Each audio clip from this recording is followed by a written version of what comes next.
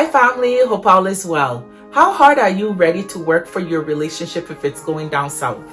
I came across this interview on the internet and it blew my mind. The strategy that the lady took to keep her marriage going was amazing. And I thought of you because on this channel we focus on you and you alone. And so take a moment before you do that, grab a notebook and a pen, take notes, and let's come back and discuss. From work, he wouldn't say a word. We weren't talking to each other. There was no intimacy, like nothing. We was arguing about anything that could have come across our path. I had asked him several times if he would go to marriage counseling. No, I'm not gonna do that. There's no point in it. You know, it really got this backlash from him and whatnot. That was Stephen and I. So I'm gonna tell you what I did. I remember a long time ago, somebody said, make them think that they're really losing you. They think that you ain't really gonna leave them. So they're not gonna change, they're not gonna do it. Make them think that you're gonna get your butt out that door and you ain't coming back. And I'm like, I don't even know how to do that. Well, it clicked in my mind one day. I drew up some fake divorce papers that I got off of Google, okay? And I said, I'm gonna set these heifers on his nightstand and I'm gonna sign them. And when he comes home from work, it's gonna look like I have filed for damn divorce. No, you didn't. And I want, yes ma'am, I did. I put them, see, he would get home before me from work. So I left them divorce papers. I printed them out at my office at work and everything. They looked so legit, it wasn't even funny. This is genius. Take notes, people. I put them divorce papers right on his damn nightstand and I went on out the door and went to work. I came home from work. Remember, he had come home before me. And I walked in the door and he stopped me and he said, I love you and you love me. And we can't keep living like this. We're gonna have to fix it. And you're worth fixing it. And I know that you know that I'm worth fixing because I know that you have tried to repair this marriage by yourself for a long time. And I'm sorry for that. Would you go to marriage counseling with me? And I was like, absolutely, absolutely. And he hugged me and we separated for 30 days. He went to his mom's house, I stayed at the house with kids.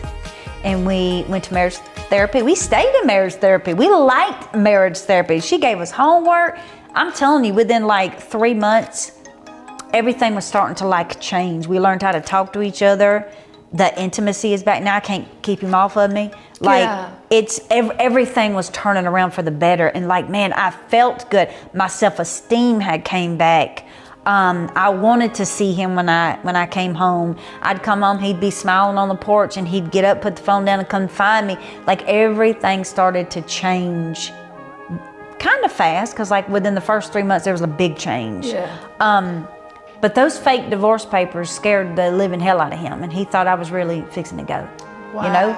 And after all those times that I had begged and pleaded for things to be fixed and changed in this direction, and I never got that. And you know, you can exhaust yourself trying to repair a relationship that somebody else is not trying to help you repair. You cannot fix it yourself. You can't. Sometimes a lot of resentment happens because one person in the relationship is trying to fix everything and the other one is taking advantage of everything. You have to both be fixing it at the same exact time. That way both parties are getting both their needs met. They're getting everything done together. There's no resentment that's being built because you're doing all the work. No, you're both doing all the damn work and you need to do it, right? Yeah, and I think a lot of couples, you know, they'll do something like you, like the, maybe not fake divorce papers, but it's like, you either work on this relationship or we're getting a divorce. And so the other person does it just because, and then it often goes back to the way it was. That wasn't the case for you. I was almost, we were in a place of, we were just, okay, this is our marriage and we'll just deal with it.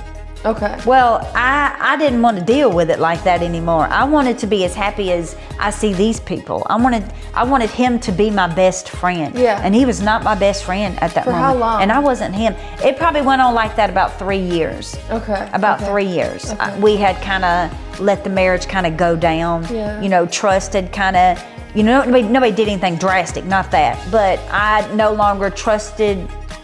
When I say this, I meant like, I always felt like if I would have gotten, like I felt like my husband didn't even love me.